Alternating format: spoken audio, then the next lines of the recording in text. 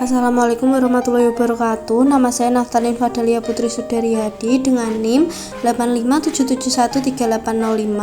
Di sini saya akan menampilkan video pembelajaran dari tugas pembelajaran terpadu.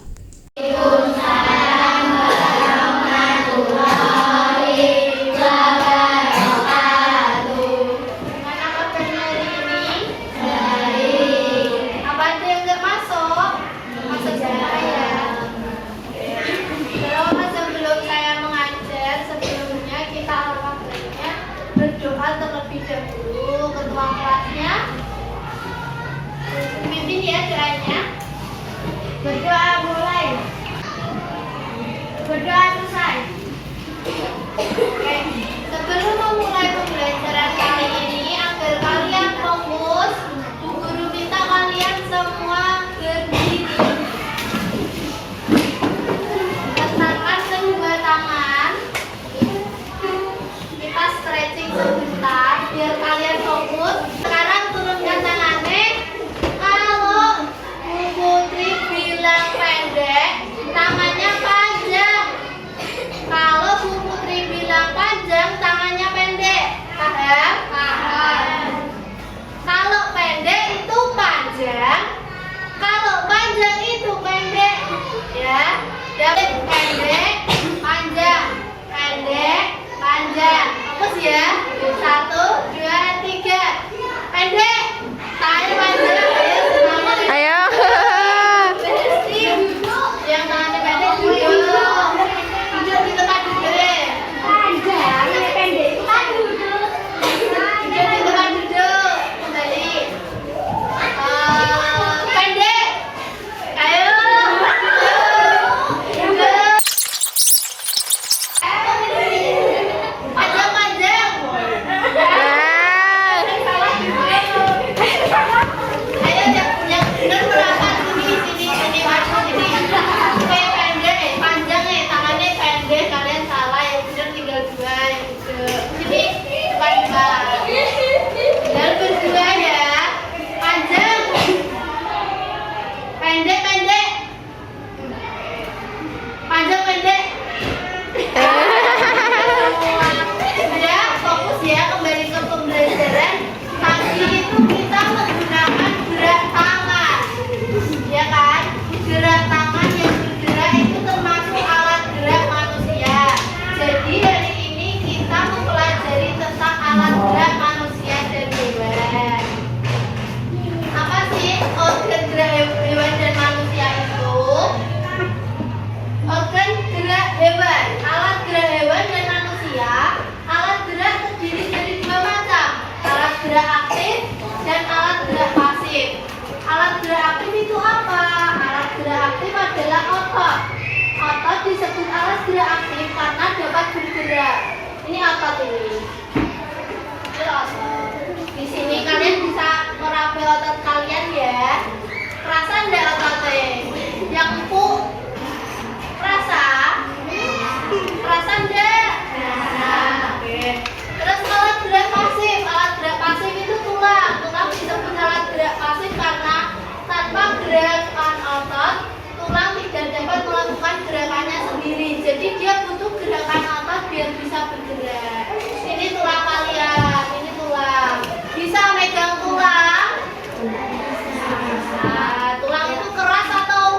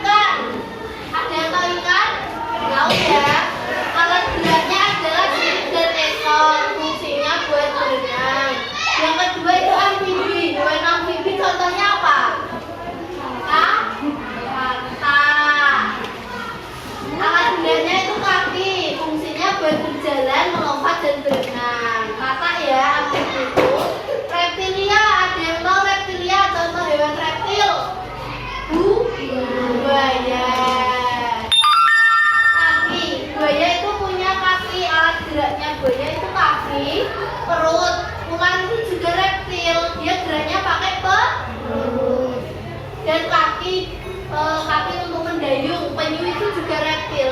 Dia kakinya tahu penyu? Nggak tahu.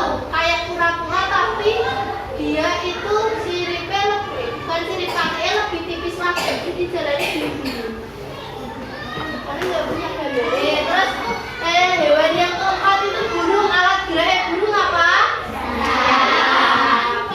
Sayap fungsinya buat terbang. Alat gerak burung yang lain itu dia juga pakai kaki buat berjalan ketika dia di daratan, nggak pas terbang. Terus yang kelima ada mamalia. Mamalia, ada yang tahu mamalia itu hewan apa? Hewan yang melahirkan. Contohnya ya tadi sapi. Ya. Alat gerak hewan mamalia adalah kaki. Fungsinya buat berjalan, berlari dan melompat. Di sini ada yang pernah lihat sapi terbang enggak? Karena sapi nggak punya sayap ya. Gurita itu menurut kalian hewan invertebrata atau vertebrata? Punya tulang nggak gurita? Nggak punya. Gurita merupakan salah satu jenis yang tidak bertulang belakang atau invertebrata, yang dikenal sebagai hewan cerdik dan pintar. Hal itu karena seekor gurita memiliki daya ingat yang cukup kuat. Jadi ingatan gurita itu dia itu ingatannya cukup kuat daripada hewan-hewan yang lain ya. Gurita dapat memecahkan masalah yang dialaminya lebih cepat dengan cara mengingat pengalaman ketika memecahkan masalah yang sebelumnya.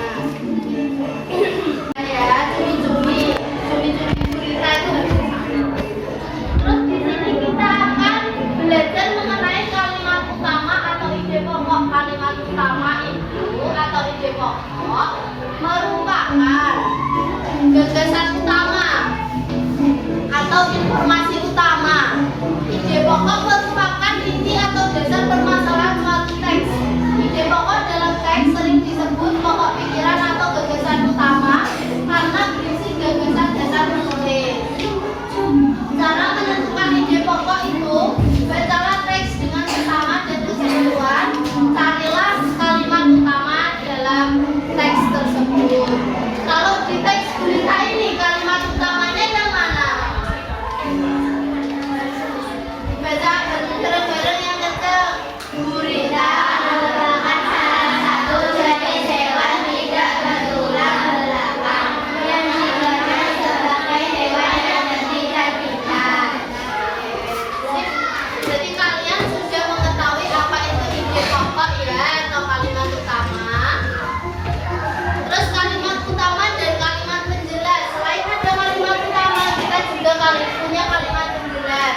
Kalimat penjelas itu isinya apa saja? Dia berisi informasi tambahan untuk menjelaskan hal-hal yang lebih rinci. Contohnya seperti gurita tadi. Gurita merupakan hewan bla bla bla bla. Dan kalimat penjelas juga dapat berisi alasan-alasan tambahan atau informasi tambahan ya. Terus ini aku punya contoh paragraf lagi. Ini di paragraf ini kalimat utamanya yang mana? Dibaca. Lalu kalimat penjelasnya yang mana? Dibaca. Beberapa jenis serangga menggunakan kaki mereka untuk berjalan. Ada juga serangga yang menggunakan kaki mereka untuk melompat. Selain itu, ada beberapa jenis serangga yang menggunakan kaki mereka untuk berenang dan Oke, untuk pemateri hari ini itu kita udah selesai. Jadi saya mau ada tanya jawab untuk mengingat daya ingat kalian tentang pembelajaran ini ya. Yang ingat nggak yang bisa tutup dulu. Oke, alat gerak pada manusia ada dua. Apa saja? Angkat tangan. Yang tadi alat gerak manusia yang saya tunjukkan di sini tadi gambarnya. Masih ingat nggak? Tulang dan otak.